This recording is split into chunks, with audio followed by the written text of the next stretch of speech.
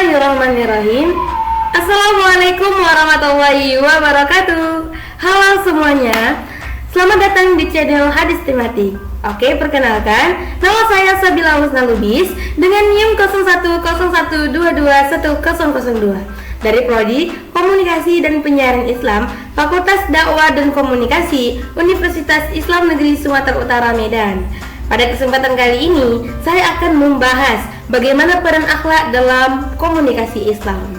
Dan tugas ini bertuju untuk memenuhi tugas pada mata kuliah metode hadis tematik untuk memenuhi tugas ujian akhir semester yang dibimbing oleh Bapak dosen Haji Dr. Muhammad Abdul Muin, LCMA. Oke, tak berlama-lama, langsung saja kita mulai. Kita saksikan materi pada hari ini.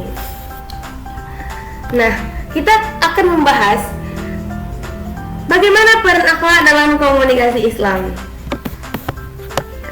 Di sini ada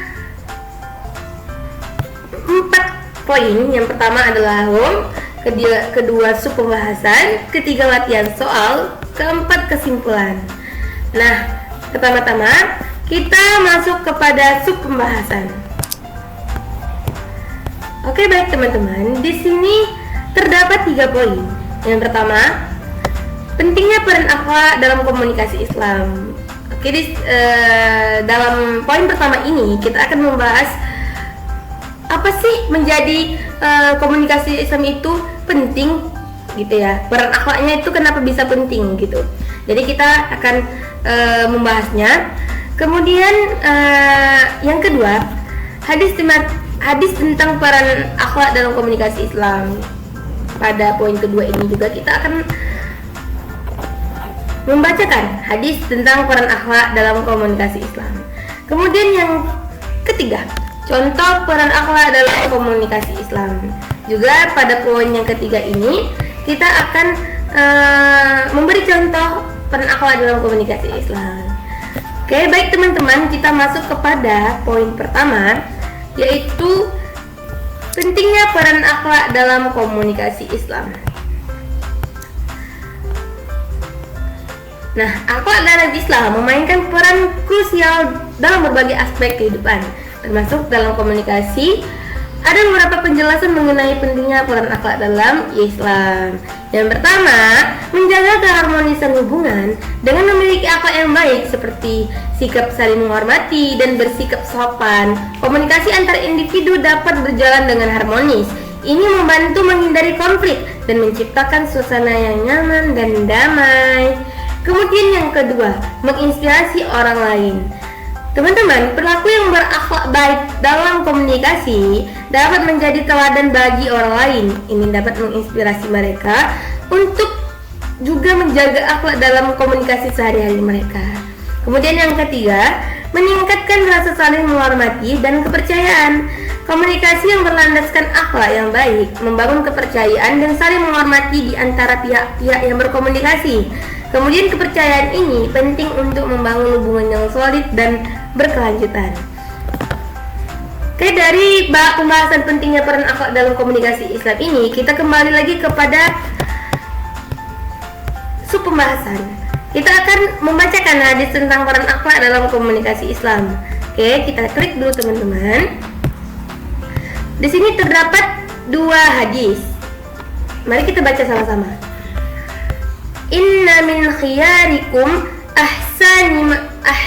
ahasinakum akhlaqah. Sesungguhnya orang yang paling sempurna imannya adalah yang paling baik akhlaknya.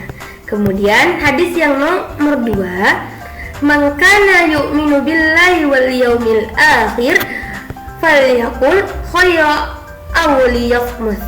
Barang siapa yang beriman kepada Allah dan hari akhir, hendaklah ia berkata yang baik atau diam. Oke, dari hadis ini kita akan membahas tentang contoh peran akhlak dalam komunikasi Islam. Oke, kita klik.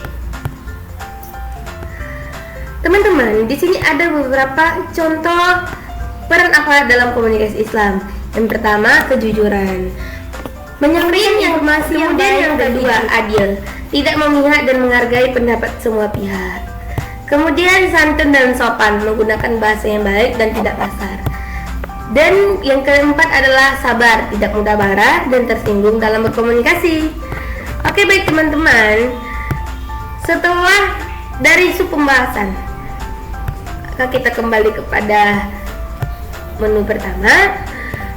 Kita akan membahas tentang latihan soal.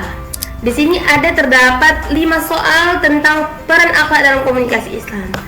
Oke, kita baca dulu. Kita akan menjawab soal yang pertama, yaitu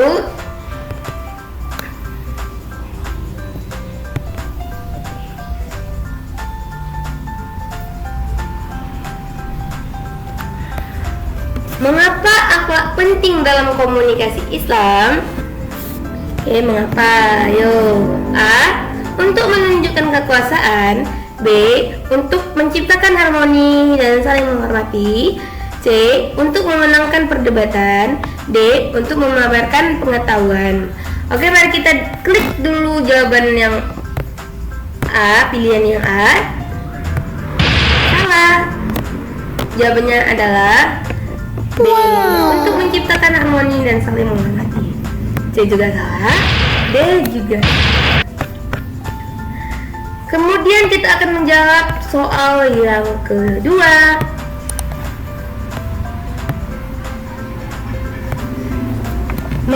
Hadis mana yang menyatakan bahwa orang yang paling sempurna imannya adalah yang paling baik akhlaknya? A. Hadis riwayat Tirmidzi. B. Hadis riwayat Muslim. C. Hadis riwayat Bukhari. D. Hadis riwayat Muslim. Jawabannya adalah C. Hadis riwayat Bukhari. Salah. D juga salah. Dan D juga salah. Kemudian kita akan menjawab pertanyaan soal yang ketiga. Apa yang dimaksud dengan akhlak dalam Islam? A. Aturan sosial yang diterima secara umum. B. Kebiasaan masyarakat tertentu. C. Perilaku yang dipengaruhi oleh budaya. D. Perilaku dan karakter yang sesuai dengan ajaran dan nilai-nilai Islam.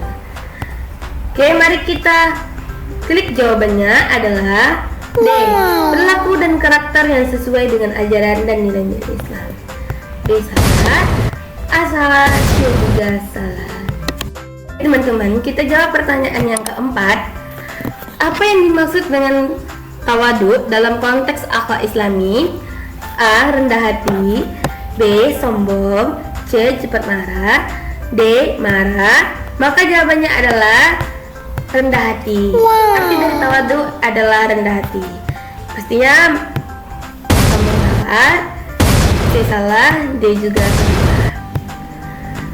Baik teman-teman, kita akan menjawab soal yang terakhir, yaitu soal yang nomor 5. Soalnya adalah bagaimana metode hadis tematik dapat membantu umat Islam dalam mengaplikasikan ajaran hadis dalam kehidupan sehari-hari? A. Memisahkan hadis dari kehidupan sehari-hari. B. Mengaitkan ajaran Islam dalam konteks sosial. C. Memahami konteks sejarah hadis. D. Menafsirkan hadis secara bebas. Jawabannya adalah B. Mengaitkan ajaran Islam dengan konteks sosial. A salah. C juga salah. D juga salah. Oke, baik teman-teman, setelah kita menjawab 5 soal peran akhlak dalam komunikasi Islam ini, maka kita kembali kepada menu pertama. Dari pembahasan peran akhlak dalam komunikasi Islam, kita akan menyimpulkan